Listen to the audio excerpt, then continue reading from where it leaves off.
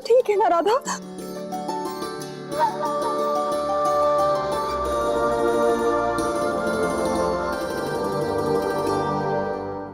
किंतु ये चमत्कार हुआ कैसे?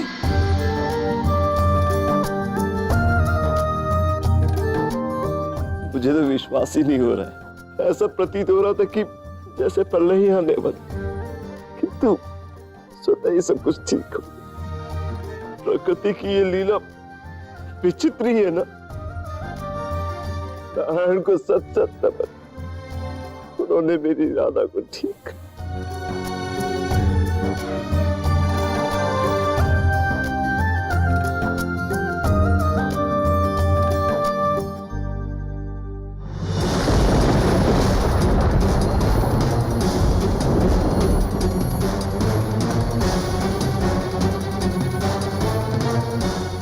ये प्रेम के मोती, यदि तुम इन्हें नष्ट कर दोगे तो संसार से प्रेम समाप्त हो जाए। तत्पश्चात कृष्ण की शक्ति है वो क्षीण हो जाएगी। कंस, ये तुम्हारे कर्मों का फल है। तुम नश्वर हो चुके हो।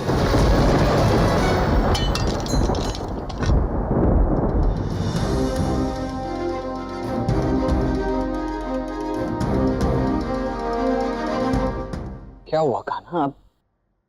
अब तुम वहां क्या देख रहे हो? कंस। तो क्या अब भी केवल देखते ही रहोगे?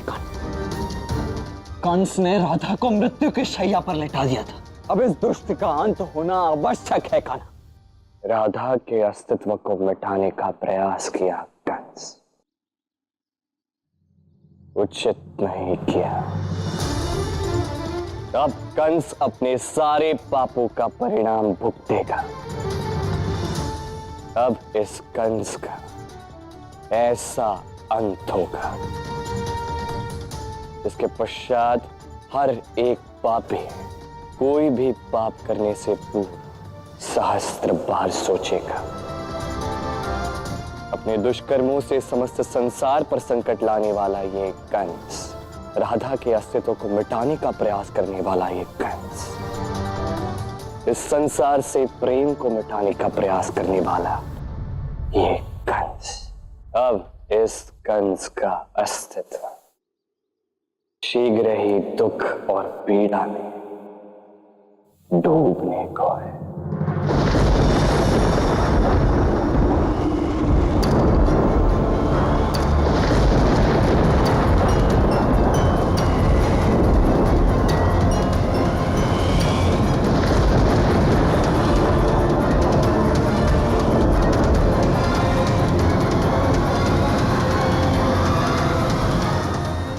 क्या हो रहा है अचानक? क्या हो रहा है ये सब? तुम्हारी मृत्यु का समय आ रहा है कंस। अब अपने काल का सामना करने के लिए सज्ज हो जा। नहीं, असंभव है ये।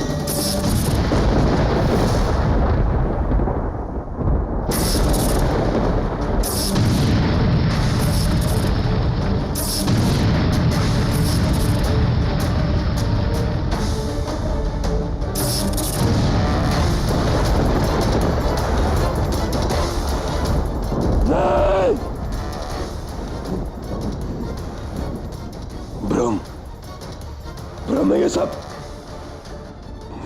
मदिरा का प्रभाव है सब। ये दृश्य, ये ध्वनि, ये सब ब्रह्म है, सब ब्रह्म है ये।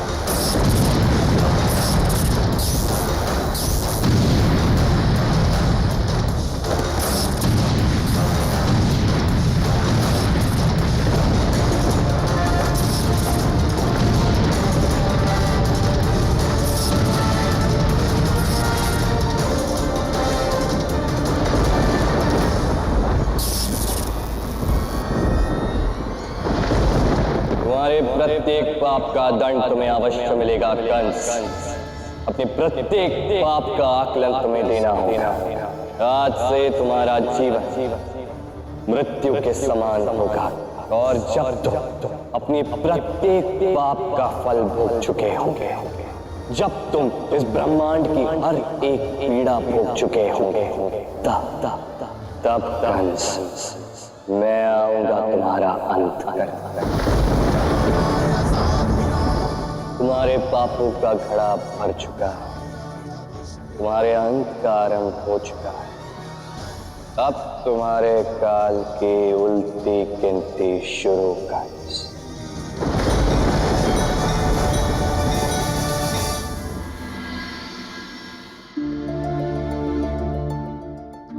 मैं जानता हूं आप सब दुख और शोक के सागर में डूबे हुए। प्रलय जैसी स्थिति उत्पन्न होने के कारण हम सबको भारी हानि पहुंची, किंतु नारायण की कृपा से हम सबके घर तो बच गए, किंतु दुकानें और गौशालाएं ध्वस्त हो गई। संकट तो चला गया, किंतु जाते जाते वृंदावन और बरसाना दोनों को भारी मात्रा में हानि पहुंचा गया। तनिक मार्ग दो, अरे थोड़ा मार्ग दो, हटो हटो।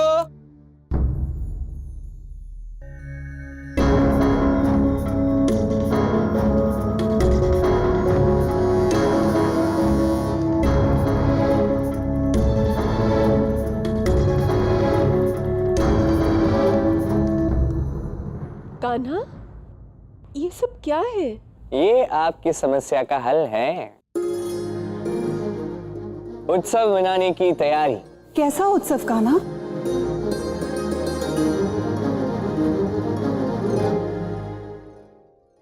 हम सब यहाँ पे इतने दुखी क्यों हैं? सब कुछ तो ठीक है। तनिक देखिए इस परिस्थिति को और देखिए उस परिस्थिति को। ऐसी परिस्थिति थी कि हम सब जीवित रहेंगे या नहीं ये हम नहीं जानते थे। आज सभी यहाँ खड़े हैं, सकुशल खड़े हैं। सोचिए हमारे घर जा सकते थे, क्या गए? नहीं, केवल दुकानें गई हैं। हमारे सर पे अभी भी छत है, किंतु फिर भी यहाँ पे मुझे छोड़कर कोई और प्रसन्न लग ही नहीं रहा। नहीं, ऐसा नहीं है। मैं भी बहुत प्रसन्न हूं।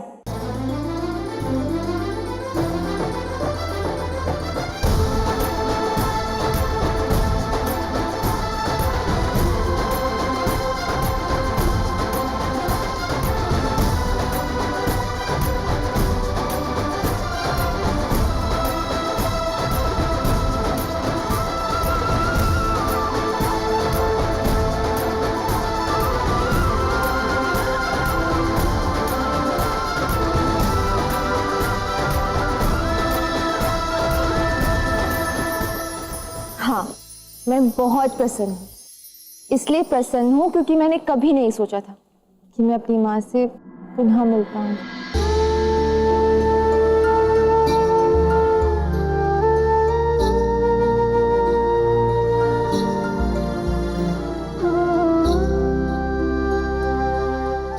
कि फिर कभी अपने बाबा के चरण स्पर्श नहीं कर पाऊंगी।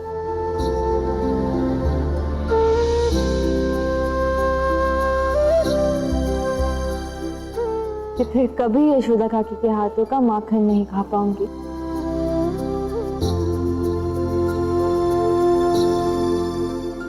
कि मैं कभी कृष्ण की बांसुरी के धुन नहीं सुन पाऊंगी। पर मैं आज ये सब कर पा रही हूँ, इसलिए मैं आज बहुत प्रसन्न हूँ। मेरे साथ सबको जीवन का मोल समझाने के लिए बहुत बहुत धन्यवाद राधा। किंतु कान्हा, तुम ये सारी सामग्री किस लिए लेके आए हो? किस लिए लाया हूँ? उत्सव के लिए लाया हूँ। अरे आप कैसे नहीं समझ पा रहे हैं? हमारे ऊपर इतनी बड़ी विपदा आई, मान लिया। इसमें हम एक महत्वपूर्ण बात तो भूल ही गए। अरे वागदान के पश्चात विवाह भी तो करना है या नहीं? हमें गोवर्धन और चंद्रावली का विवाह करना ही होगा, इसे संपन्न करना ही होगा। क्या मैं उचित कह रहा हूं? देखिए, जो भी हुआ है उसे भूल जाओ और तुरंत प्रभाव से इनके विवाह का प्रबंध आरंभ कर दो। ये देखो, बात हमारे गांव की सम्मान की है। चंद्रावली हमारे गांव की है और उसका विवाह तो हमें भव्य और दिव्य करना ही है। क्या मैं उचित कह रहा हूं?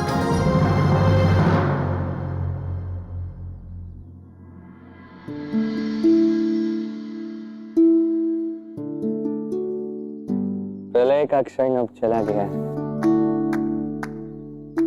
अब प्रेम की बेला आई। क्या आप मुझसे मिलने नहीं आओगे?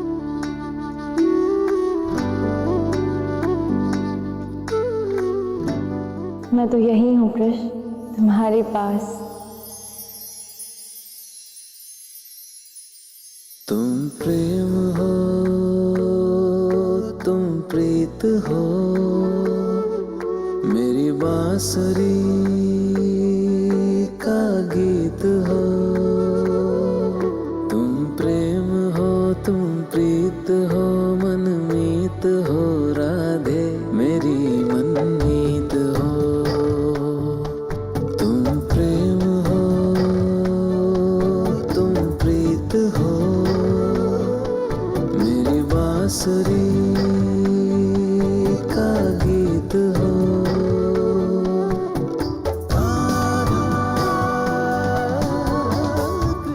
अब ये लड़ तुम्हें सता नहीं रही?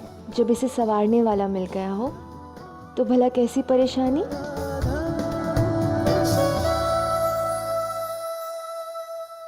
कृष्ण, मेरे तो कोई मित्र ही नहीं है। मेरे माता पिता की ओर से कुछ लोग आएंगे, किंतु मेरी ओर से कोई मित्र नहीं आएगा। ऐसी बात है? फिर तो चिंता की कोई बात नहीं गोवर्धन। क्या चाहिए तुम्हें बताओ? विवाह में रंग भरने के लिए कोई चाहिए, दुल्हन पक्ष को सताने के लिए कोई चाहिए ना, हर खेल में दुल्हन पक्ष को पराजित करने के लिए कोई चाहिए ना। यही समस्या है ना? अरे तो तुम निश्चिंत रहो, ये कार्य मेरे लिए अत्यंत प्रिय है।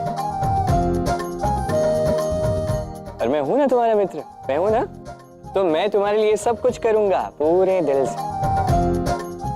अच्छा, तो तुम दुल्हन को अर्थात मेरी बहन को सताओगे, हराओगे उसे? नहीं नहीं नहीं नहीं, मैं दुल्हन को नहीं सताऊंगा, नहीं।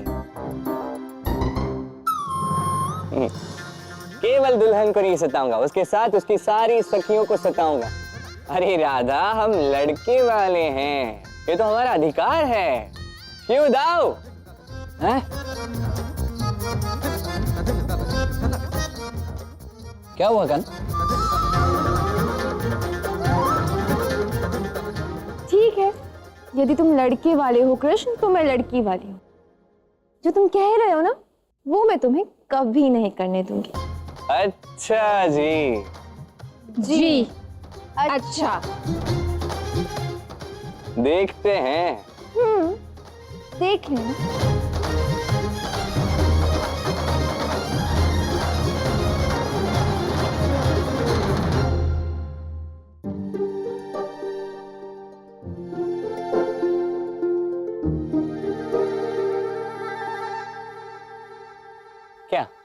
क्या चल रहा है? मैं समझ नहीं पा रहा हूँ आप क्या कहना चाहते हैं। राधा कृष्ण की इस अद्भुत प्रेम गाथा को यदि सबसे पास से किसी ने देखा है तो वो कौन है? मैं हूं, है ना? किंतु फिर भी इतने समय में मैंने कभी भी अपने कान्हा के मुख पर ऐसे भाव तो मैंने पहले कभी नहीं देखे। कैसे भाव? तनिक विस्तार से बताइए, मैं नहीं समझ पा रहा हूँ। मैंने कहा ना, अपने दाऊ को मत बनाओ कर। चलो बताओ क्या बात है? बात तो वही है दा, हम प्रेम कर रहे हैं। मन में एक सुखद सी संवेदना दौड़ रही है दा, एक भाव कि राधा कृष्ण का ये नाता एक सुखद स्तर पर पहुंचने वाला।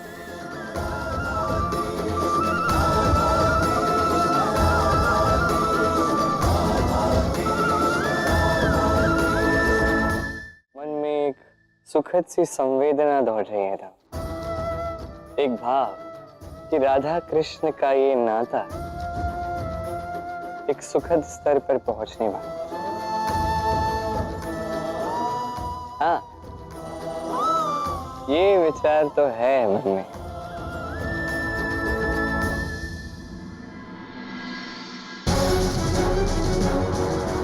एक कैसी ही आकाशवाणी ने वर्षों पूर्व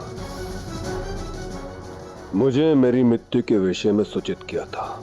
जिस बहन से तू इतना प्रेम करता है, उसकी 8वीं संतान तेरा काल बनेगी। और आज पुनः ठीक वैसी ही आकाशवाणी हुई है। आज से तुम्हारा जीवन मृत्यु के समान होगा। मैं आऊंगा तुम्हारा अंत कर। और ये आकाशवाणी किसी और ने नहीं, स्वयं उस कृष्ण ने ही की है। महाबली कंस को भयभीत करना चाहता है।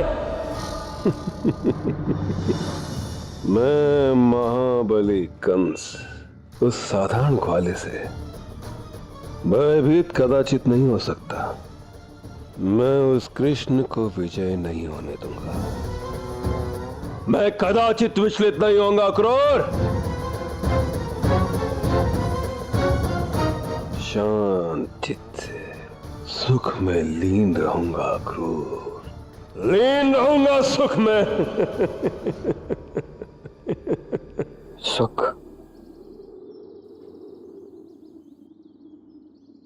केवल दुख प्राप्त होगा आपको मामा श्री।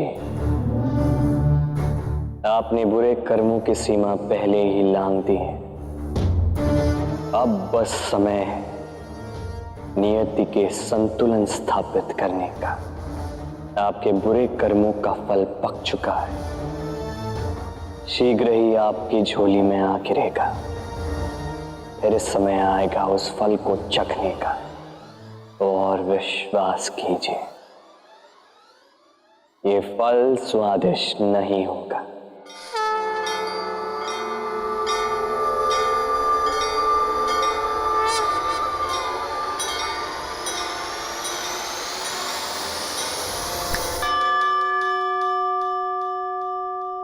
तुम्हारी मृत्यु का समय आ रहा है कल।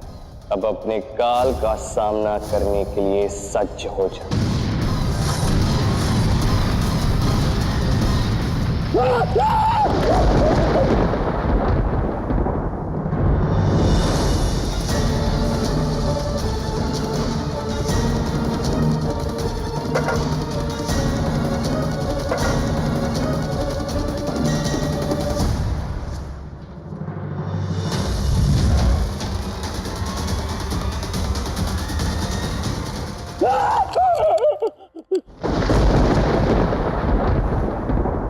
मुझे निंद्रा क्यों नहीं आ रही है? ये उस कृष्ण की माया है। माया नहीं मामा श्री, ये साक्षात श्री हरि का प्रकोप है। यदि कोई पुण्य करेगा तो उसके मन का हर संकट में हर लेता, तो यदि कोई पाप करे तो सब कुछ हर लेता। ये निद्रा हरण केवल आरंभ। अब धीरे धीरे आपके जीवन का हर एक सुख मैं हर लूंगा। जितने आपने पाप किए हैं मामा श्री, उसके लिए भी तो अभी बहुत कुछ हरना शेष है।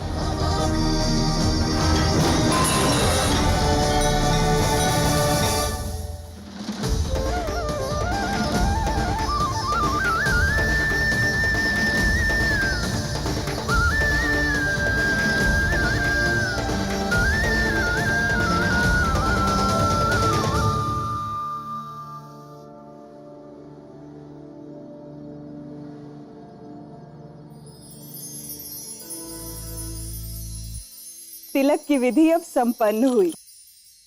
अरे ऐसे कैसे संपन्न हुई?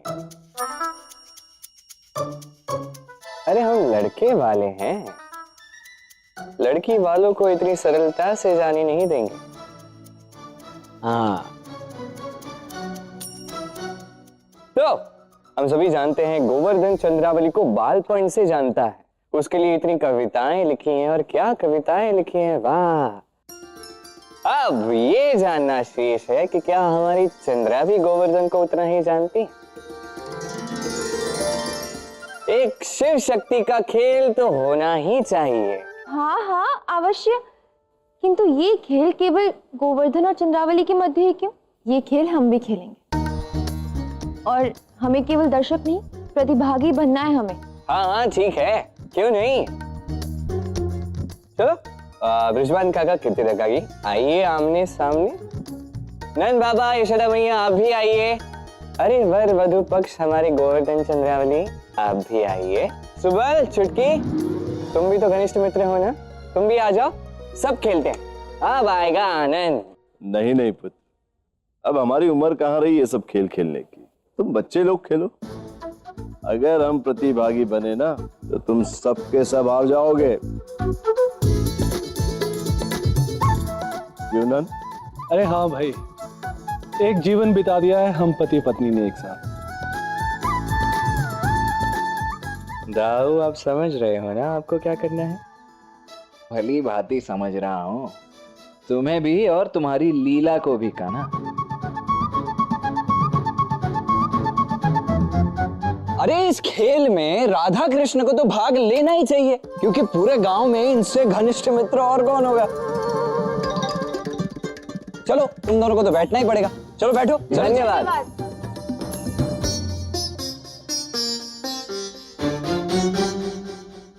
और प्रश्न पूछने का कार्य होगा हमारे बलराम दाऊ का। हाँ, अवश्य।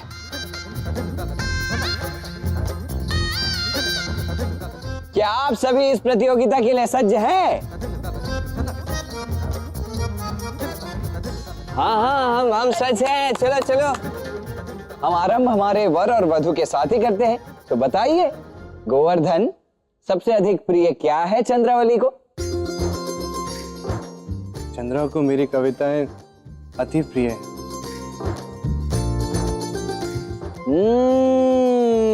ये तो सभी को ज्ञात है।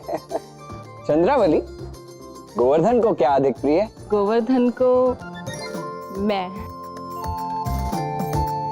वाह, तालियां भाई, तालियां।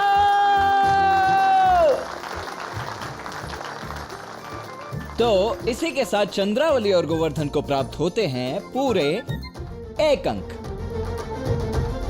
तो अब खेल को आगे बढ़ाते हैं सुबल और छुटकी के साथ। तो छुटकी, बताइए हमारे सुबल को क्या अधिक प्रिय है? हमारे सुबल को तो पेड़ों की डालियों पर चढ़ना अधिक प्रिय है।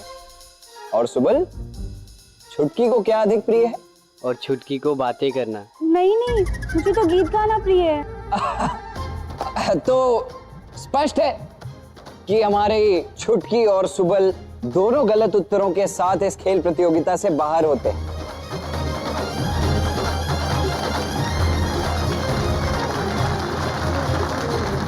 तो अब बारी है हमारे राधा और कृष्ण की। बताइए राधा, कृष्ण को सबसे अधिक प्रिय क्या है? कृष्ण को बांसुरी। सबसे प्रिय तो तुम हो राधे, किंतु सबके समक्ष बांसुरी ही सही। और कृष्ण, राधा को सबसे अधिक प्रिय? राधा को नृत्य। सबसे प्रिय तो तुम हो कृष्ण, किंतु सबके समक्ष नृत्य ही सही। तो इसी के साथ मिलते हैं राधा और कृष्ण को भी पूरे 1 अंक। तो अब बताइए कि आपके सहभागी की विशेषता क्या है? कृष्ण के पास हर प्रश्न का उत्तर है और राधा के पास हर दुख का निवारण। तालियां भाई, तालियां।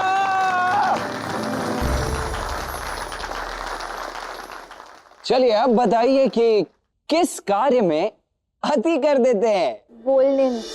कृष्ण बोलता बहुत। राधा भी बहुत बोलती है। तो सुनता कौन है? कोई नहीं।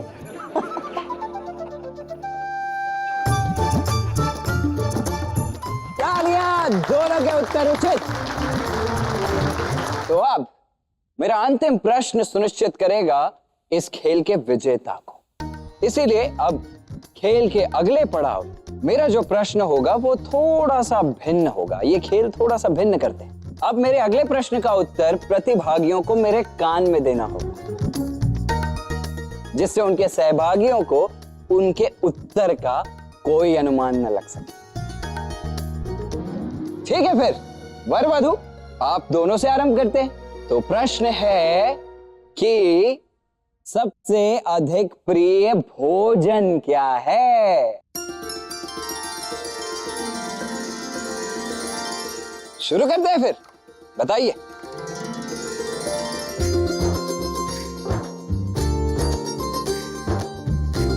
क्या बात है।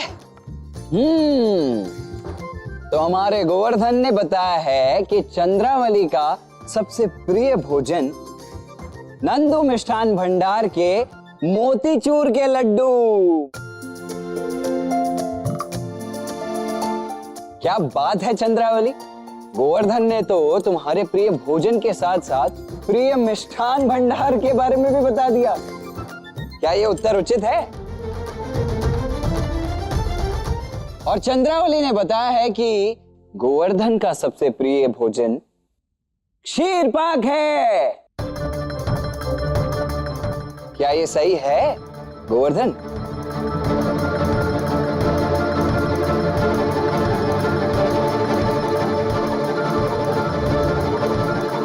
नहीं, मेरा प्रिय भोजन तो माँ के हाथ की कचौड़ियां हैं। ओहो हो, तब तो चंद्रावली और गोवर्धन अब इस खेल में एक अंक नीचे आ गए। अर्थात अब राधा और कृष्ण में से यदि किसी एक का भी उत्तर गलत होता है तभी ही इस खेल को आगे बढ़ाया जाएगा, अन्यथा हमारे राधा कृष्ण को विजयी घोषित कर दिया जाएगा। तो राधा कृष्ण, क्या आप दोनों तैयार हैं? हाँ हाँ, हम सज्ज हैं। आई आई।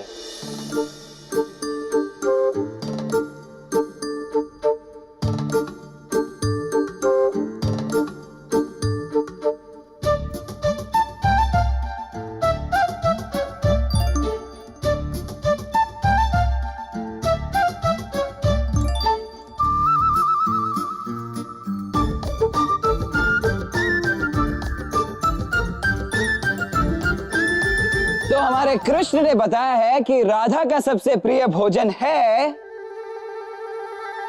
गन्ने का रस। जानता हूँ राधे, तुम्हें खीर कितनी प्रिय है, किंतु आज का दिन वर और वधू का दिन है। मुझे लगता है उन लोगों को जीतने देना चाहिए। क्या ये उचित उत्तर है राधा? और राधा ने उत्तर दिया है कि कृष्ण का सबसे प्रिय भोजन है मट्ठा।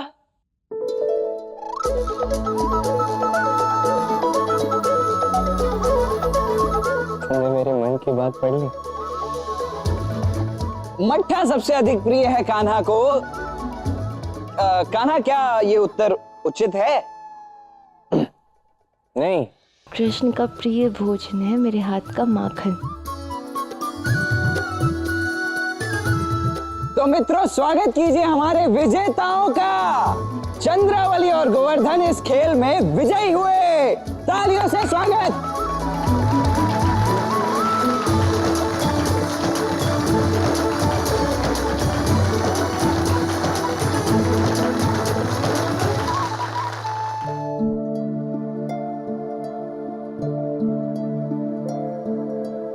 खाओ खाओ, अपना प्रिय माखन खाओ और राधा कृष्ण के इस मधुर हार का उत्सव मनाओ।